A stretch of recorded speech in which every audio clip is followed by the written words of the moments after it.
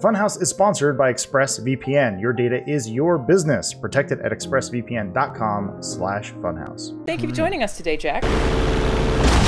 What? Jack, are you currently drenched in sweat right now? It is so hot in Texas and in my room specifically. Whew. I'm very shiny on my camera. I might pass out. We're doing a job right now that Jack suggested. So it's called Fork at Crossfire. I'm just going to turn the radio off, then I'm going to invite you guys. Why are we playing this, Jack? This is a fun one. It's good for 30 people. It's a good, like, it's literally it's called Crossfire, and you all, like, everyone circles around and keeps just diving at each other, and it's a lot of fun. Is this similar at all to that game that they used to advertise in the late 80s or early 90s that when you actually called Crossfire? It was Crossfire! Oh, I'm next to the Joker. Good luck, everyone. Thanks, Jack. We talked during the race. I think it splits right at the beginning. You go left or right, so... You make tip videos, right? Looks You gotta like tell me how to beat the map.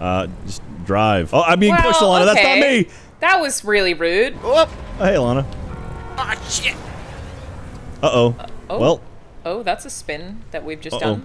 We just did a nice I'm dance, live. I think. Nice, good job. The cops are after me. I have 4 stars. Oh, look, Adam's in first. I'm a second. Go, Adam. Well, you know, it helps when you've played the map before. Have you? I'm pretty sure. I could be wrong. But for the record, there are so Backflip. many that who knows what any of them are anymore. That's You know? true. Jack suggested it. I listened to our guests. Aw, So thank you. Jack has some Legos that he built during one of those Let's Play summers we used to do. I do. And it's still at the office, and I don't know what to do with it. No, I think Elise gave it to Adam, who brought it back to me. I'm Adam. Baird. What was the first one we did, Jack? Was that... We did the one in the hills in Beverly Hills. Oh, the porn house, yeah. We did the one in on the beach, which was pretty wild. I'm gonna need to know what Funhaus is. I feel like it's self-explanatory. Oh, but you weren't, If it- you know, like that wasn't confirmed. You didn't know for sure. I'm still, like, looking it up, like, trying to find it every day. Yes, that's what you're doing. What the hell, John? That was rude. That was rude as shit. Jeff and Greg Miller cooked chicken wings, and I don't remember any of it, but apparently I was there. That's badass, Jack. That's like, you're Mr. Party Boy. That's me. Sort of the party monster. Some people, when they get intoxicated, they get real sad. Some people get, like, angry. When I get intoxicated, I just get super friendly. And, like, I want to make sure everyone's having a great time, and I'm just, like, so happy to be around everyone, so... It's just weird because you become very pro-communism, but, like, It's true. Soviet era. No, but he's really positive about it. Like, he's pro-communism in a way that, like, is the kind of communism that ignores all the faults with communism and just is like, we as a society should be equal, man. And you're like, okay, Jack, but that's not how it works. Animal Farm got it all wrong. Because it feels vaguely related. What's the best party you've ever been to? Communists? I don't know. I'm not really a big party guy. I did go to a frat party once. I feel like I might have told this story before when I moved to America at first because I was in university still. They were just sort of like drunk people just like openly peeing and a lot of vomit and everything smelled bad. And everyone was like kind of naked, but not in like a sexy way. Are you just talking about Australia? No, this happened in California. Oh, okay. But Australia is like that in general. You're right. I should have been prepared. What was your first alcoholic beverage? Wine. Mine was probably wine or beer. I think it was beer, actually. Long Island iced tea over here, baby. Your parents loved you the most. In a volcano in Costa Rica. You went there, Adam, to those like hot springs or whatever. Oh, I were- thought you were saying your glass was in a volcano. It's the hot springs that are like warmed by the volcano that the hot springs is on, the mountain. There's a place you can go to that's called like Baldy Springs, which is like, it's just a bunch of hot tubs that apparently is getting volcanic water, but then they can't stop you from going to the natural hot springs, which looks like the side of a freeway. And there were little bugs that I'm pretty sure were trying to swim up my urethra, and it was amazing. Are we doing this race again? What car are you guys gonna get? I'm gonna get best car. Best car? Isn't that a kind of steal? All right, Jack. Let's stick together this time. I'm going to do my best not to get shoved into Alana. Yeah, you really fucked me up from the jump there, Jack. It was Well, I rammed into Adam. Oh, cool. It's already happened. Thanks, John. Jack, what's your username? Oh, hey, John. Jack? No, you Oh, son of a hey, yeah. Wow. I didn't know that was you. Says my name over, and I can tell it was you. John is an agent of chaos. I don't know if you know that. Oh, man. I always get stressed when I see the cars driving towards me. Hey, Jack. Oh, how can you tell it was me? There's literally no way you can see that it is me. Just a wild guess. Just a wild guess based on John's impressions earlier. If you're ever out in the wild, in any situation, you see a car coming at you, just do what you think they're going to do, but then do the opposite. Simple. and then you'll avoid What? an accident every time. So that way, if they're going left, that means you go right. No. And then you crash. I don't. What? The things that makes me laugh more than anything else is moments before a disaster, someone saying, no, wait. I like it when people say, "Watch this." And then fail. So here's a cool trick. As soon as you... Oh, never mind.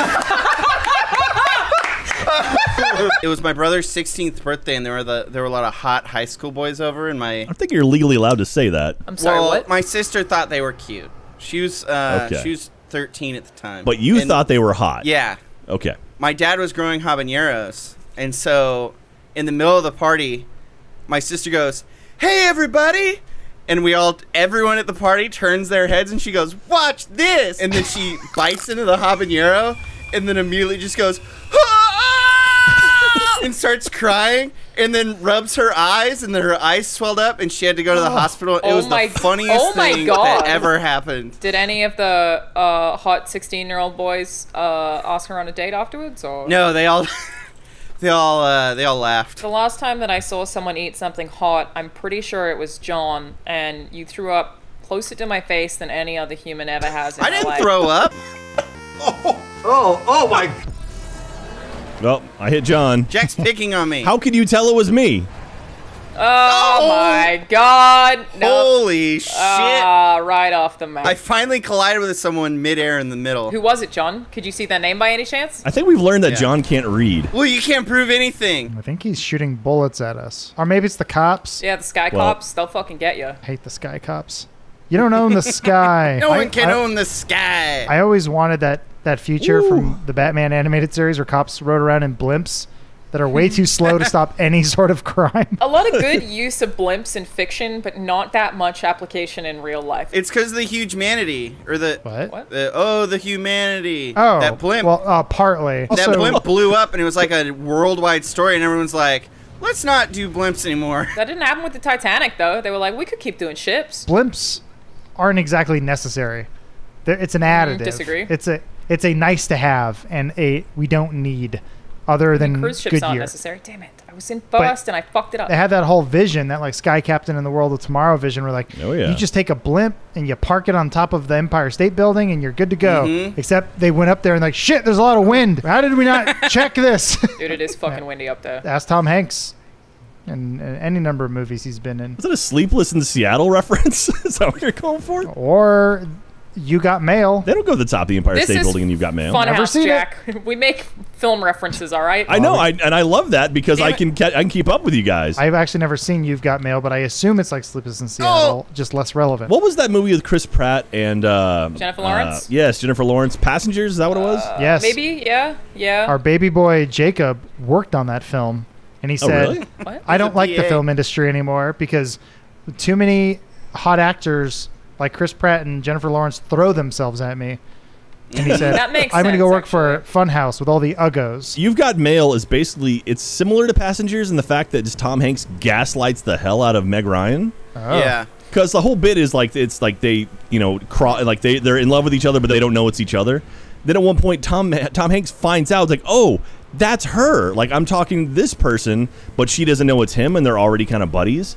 And he proceeds to continue, like, not letting her know for a good third of the movie. I feel like Passenger's worse because he literally ruins her life. Explain Passengers for those of us like me who don't plan on seeing Passengers. Chris Pratt and a bunch of other people, I guess, are on a ship floating through space trying to get somewhere. It's going to take hundreds of years. He wakes up in the middle of his cryo sleep and he's like, well, I'm pretty lonely. What if I figured out a way to wake someone else up so that I'm not just like stuck here by myself? Because he couldn't figure out how to get back to sleep and it was going to be like 70 years or some shit. So he finds a hot chick and wakes her up, which is Jennifer Lawrence, and pretends to her that she also just malfunctioned. So basically he could like have this hot chick as company. So anyway, don't gaslight people. Yeah, gaslighting's bad. You've Got Mail. Tom Hanks owns a Barnes & Noble, and Meg Ryan owns a little mom and pop bookshop. And Tom Hanks drives her out of business. And then is like, you love me. I just put you out of business. And she's like, okay. That's a happy ending. And there's one part where she's sick and Tom Hanks just basically walks into her apartment and she's like mad at him. Like, this is just after she's lost this bookstore that's been in her family for generations. Yeah. And he just like walks into her apartment and is like, hey, I'm gonna be your friend now. And she's like wants to be mad at him, but she's too sweet, so she can't be mad at him. And then Billy Crystal is like, pecan pie. Pecan pie. Do you know where the term gaslighting comes from? The Gaslight District in San Diego. I think it's a movie. Oh, like Catfish? I think that's what it is. Or I might be gaslighting you right now. I did watch the Catfish documentary. I had no idea that it was actually called that after that documentary. Oh, the MTV show? No, it's a documentary. I know. I'm catfishing you. Wait, are you? I don't know that you are. I'm gaslight catfishing you right now. I'm confused. It's a very, very elaborate ruse. I interviewed to be an assistant editor on Catfish Season 2, but then after my interview, I sent him an email that was like, by the way, I really like making pies, so if you hire me, there'll be lots of sweets in the office. And then I didn't get the job. You get caught up in the crossfire.